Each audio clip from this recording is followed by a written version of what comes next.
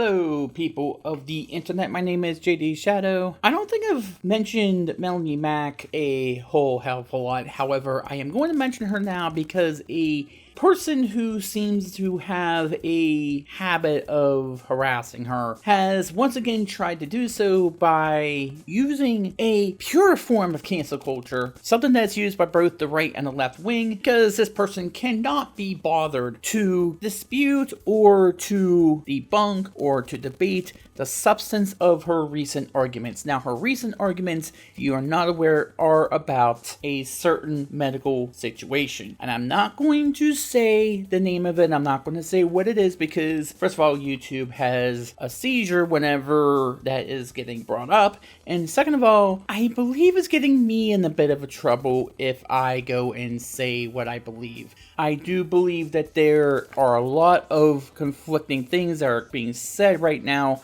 and there's no real effort to get things under control, but they think they have it under control and they think there is a consistent message between experts. And I'm not going to go too much into it. Her views are about mandates and not about the medication itself that's being used in order to treat the situation that's going on. For those people who don't know who she is, Melonie Mac is a very well-known YouTuber, very well-known Twitch streamer, and is one of the hosts for GameStop TV. And that is seemingly the subject of this because the person who is trying to get her canceled, I believe that's the main person trying to get her canceled, is somebody who has seemingly been in her hair a lot of times beforehand, so much so that this person claims that she had blocked her a long time ago. Now, before we get into how they're trying to cancel her now, let's explain as to why this is going on in the first place. Apparently, Melonie Mac, within the past couple of days, has seemingly gone and saying that it is your choice in order to get a certain poke for a certain medical situation. Now, she's talking about the mandates where you shouldn't be getting mandated in order to do so, not that you shouldn't get it at all. For the record, I have gotten both pokes, so I am in the clear. I have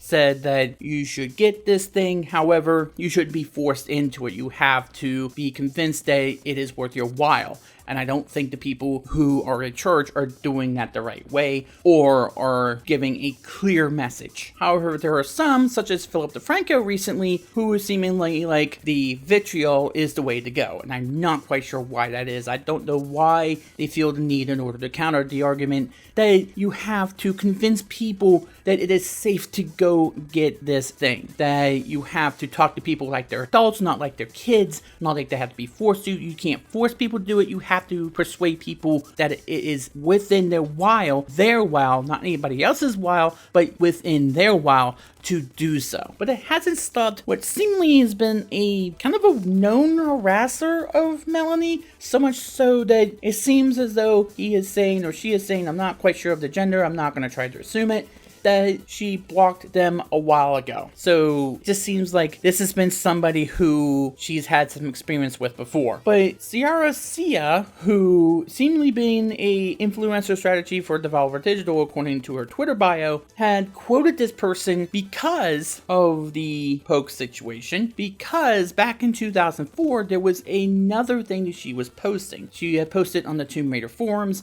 and during that she got caught into this whole idea of religion and how it pertains to gay marriage and homosexuality. I'm not going to go too much into that, and the reason why is because these are posts, these are screen cap posts that not only were back in 2004 and are not reflective of her viewpoints now of that subject, but also it seems as though the person who was trying to find these things were actively going and searching for them, because outside of the tweet that Clara quoted, there were 4 other screen capped posts that this person had captured and shared in which the word homosexuality is bolded and colored red, given the idea that they were actively searching for these posts, that they were searching for the term and got those results. And I will show you the tweet in which this person had posted, in which the word was bolded in red, despite the fact that perhaps Melonie doesn't really feel comfortable in people sharing these because she's really embarrassed about these posts, and I don't blame her for doing so and being embarrassed for them. I know that during my past, I had said some things in the past that I am not proud of now,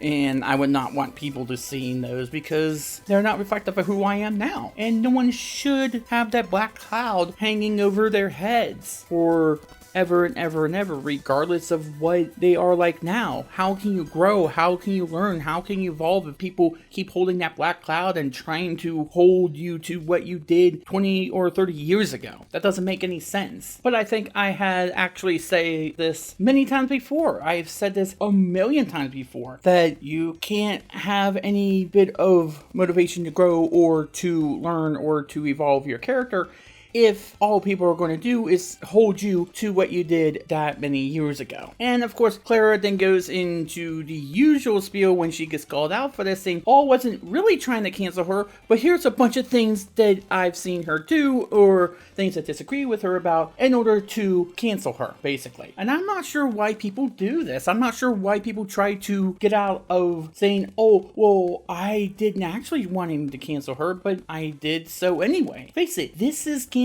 culture, and this is the purest form of it. And not only that, we're going into the whole idea of this is the one thing that destroys a multi-year long friendship, even though there was no other reason why anybody would be mad at each other than this, which has been the whole idea about this health situation. I'm not sure why people can't just talk about these situations without having friendships be on the line, where this is the only thing that two people ever disagreed upon and couldn't just agree to disagree. Maybe it's because it is about health and it is about whether or not people live or die or something along those lines. But I don't want to get too much into that. This is something that, again, is so conflicting. There's a lot of contradictory information out there, which doesn't mean any of it is disinformation, but just conflicting information which no one is interested in actually getting things cleared up to where everybody's on the same page about what is considered the right information and what is considered the wrong information, which is confounded by the idea that everybody's got their heels dug in and they are not willing to even open up their minds even in the slightest bit. But this is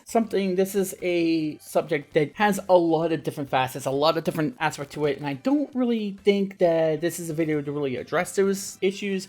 I do believe that Jimmy Dore and Breaking Points with Crystal and Sagar have actually done a great job in describing why there's all these conflicting messages, and the Kaiser Foundation study has a lot of great insights as to the idea of hesitancy versus being anti, stuff like that, and I implore you to go view that study. I will link the study in the description down below so you can get some information about where it is and what we can probably do about it. However, the main issue is with the person who, as far as I'm aware, originally brought all of this up. It is apparent this guy is doing a harassment campaign. He is trying to constantly post tweet after tweet after tweet in order to not only get GameStop to cancel her, but maybe Square Enix to do the same thing, to not have her represent their brand, to get GameStop to look into it. And it goes into the usual, oh, you can't have any friends who are on the opposite side of the aisle.